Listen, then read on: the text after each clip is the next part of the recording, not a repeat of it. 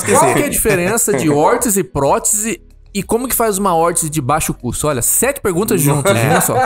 Perfeito, já falo tudo. Então é o seguinte, a órtese e a prótese é muito fácil de entender. A órtese, ela vem de uma correção de função. Tá. Então, o papel do gesso, vamos relacionar.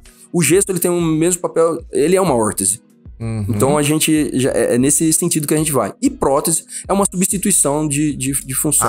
Então você vai recuperar aquela função que você perdeu. Um aparelho de dente é uma órtese. E quem perde uma mão, bota uma mão.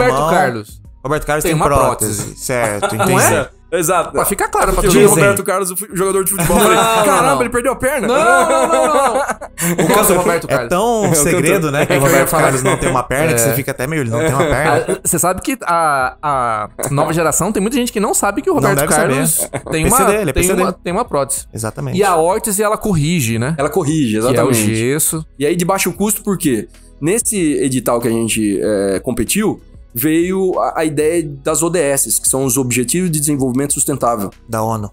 Da ONU, do Pacto da ONU. Uhum. E aí, dentro desses objetivos, é remoção de CO2. E aí a gente ficou pensando, como que a gente vai retirar CO2 da natureza e tal? Como que retira CO2 da natureza? E a gente foi pro lado de carbono, né? E onde tem carbono em demasia, solto, perdido. E aí eu pensei no plástico. E o plástico, a gente vê esses polímeros gigantescos de carbono, à base de petróleo e tal.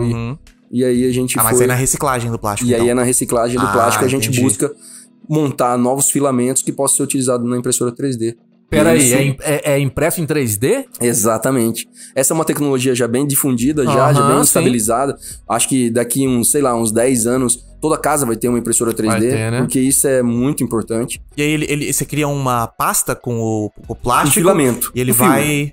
um fio mesmo. E aí esse fio, ele passa por um processo de derretimento e consegue ser modelado qualquer coisa em 3D. É igual uma maquininha de cola quente, só que automatizada, né? Exatamente, com todos os parâmetros definidos e com os detalhes. E como é que faz? A pessoa fica com o braço parado lá, enfia o braço na máquina e fica 12 horas esperando o gesso ficar pronto? Não, como é que faz? 18.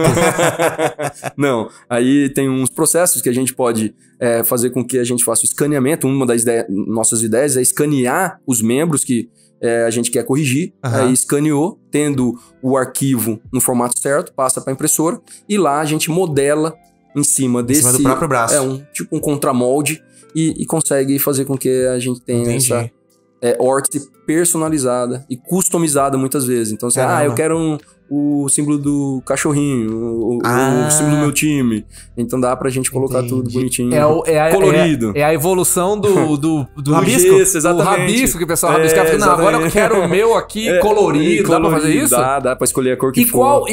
Qual é o... Qual é o prazo? Acho que é o prazo, né? Pra isso ficar pronto, por exemplo. Quando chega com... entre tirar as medidas e produzir, quanto tempo leva?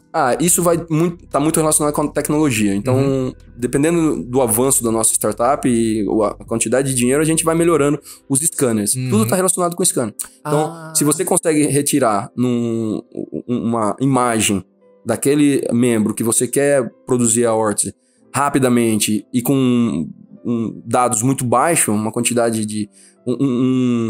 a quantidade de frames que você consegue tirar de um escaneamento de membros hoje dá... o arquivo dá em torno de 10 gigas. Tá, certo. É muito grande, é muito pesado, então isso demora muito pra gente tratar esses dados depois. Mas resolvendo isso, a gente consegue produzir órtese muito mais rápido.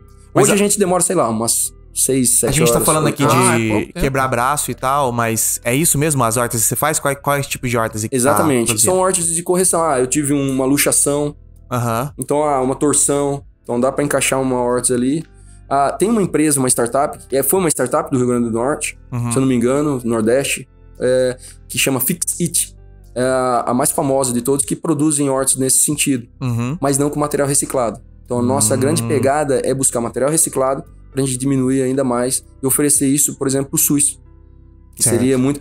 Muitas pessoas, muitos investidores falam que o caminho não é esse, é para vender mesmo para todo mundo. Mas eu acredito que oferecer isso de baixo custo para um sistema único de saúde, acho que seria muito legal. Sim. Ter mais algum benefício, né? Porque resolveria problemas. E outra, né? Você pega uma órtese dessa, de plástico, a pessoa usa, terminou o tempo dela, o que ele faz? Você pica, transforma em filamento e usa de novo. Exatamente, reciclo, reciclado. É muito legal.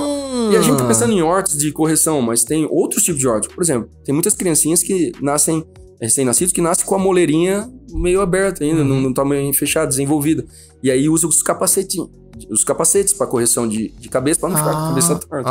Então, capacetes também é legal. E aí você fideliza um cliente, que também é nosso objetivo. Porque imagina, você tá oferecendo um capacete, ele vai crescer. Então você devolve o capacete, eu vou produzir um capacete maior para você.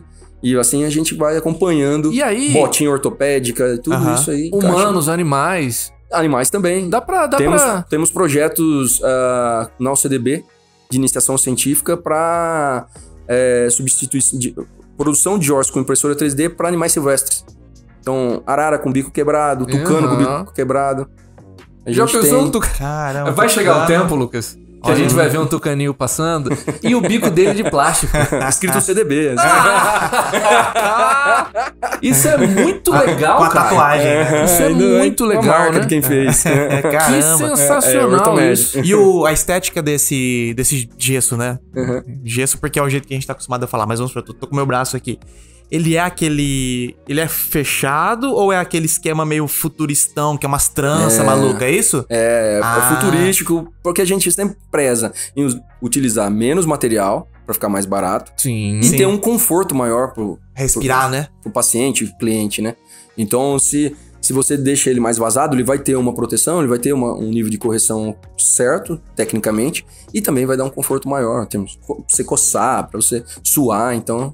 Mas também tem, por exemplo, palmilha ortopédica, que é muito importante. Hoje tem gente com pé chato. Sim. Precisa ter essa anatomia diferenciada. Então as palmilhas também corrigem. Tem muita coisa para utilizar a impressora 3D. E a impressora 3D não vai acabar só aí não, galera. Essa é o que a gente tá falando utilizando plástico. O nosso futuro vai ser as bioimpressões. Então vai utilizar células. Então, você tá precisando de um transplante cardíaco? Eu vou imprimir o seu coração. Peraí, professor. Com célula sua. Então, aí a gente já tá passando por outro nível. A gente conversou recentemente com o professor aqui, o Rodrigo Juliano, que trabalha com células tronco. Lá na UFMS. E ele comentou disso, o negócio de você criar um fígado 3D. Exatamente. E aplicar... Você recheia com a célula tronco. Celularizar aquele negócio. Perfeito. Rapaz, eu falei assim, não, que eu tô buscando também. Isso aí virou cyberpunk já virou outra coisa. Não sei mais nada. Já tá. Estamos no futuro.